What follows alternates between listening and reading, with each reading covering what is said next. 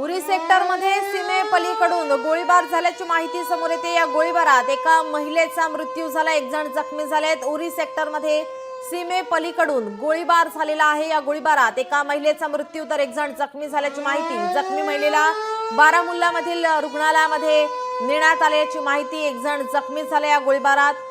उत्तर काश्मीरमधील बारामुल्ला जिल्ह्यातील उरी भागात सीमेपलीकडून झालेल्या गोळीबारात एक महिला ठार झाली तर एक महिला जखमी झाल्याची माहिती समोर येते।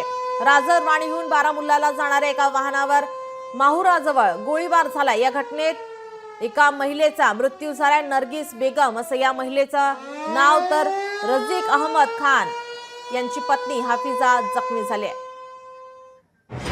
आपण उरी सेक्टर मधील ही दृश्य पाहतोय। या ठिकाणी उरी भागात सीमेपलीकडून झालेल्या गोळीबारात एक महिला ठार झालेली आहे। तर आत्ताची आपण ही सकाळची दृश्य पाहतोय।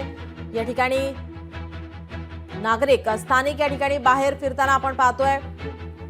नेमकं आज काय होणार, काय घडणार याकडे सर्वांचं लक्ष लागलेलं आहे। उत्तर काश्मीरमधील बारामुल्ला जिल्ह्यातील उरी भागातील आपण ही दृश्य पाहतोय। सकाळची दृश्य आहे, मात्र या ठिकाणी सीमेपलीकडून गोळीबार झाला होता, ज्यामध्ये एक महिला ठार झाली होती तर एक महिला जखमी झाली होती। राजरवाडीहून बारामुल्ला जाणाऱ्या एका वाहनावर माहुराजवळ गोळीबार झाला होता। तर आजची आपण ही सकाळची दृश्य पाहतोय। भारताकडून चोख प्रत्युत्तर देण्यात येते, प्रतिहल्ला करण्यात येतोय। त्यानंतर या ठिकाणी स्थानिक आता या ठिकाणी काय होणार, काय नाही होणार याकडे त्यांचं लक्ष लागलेलं आहे।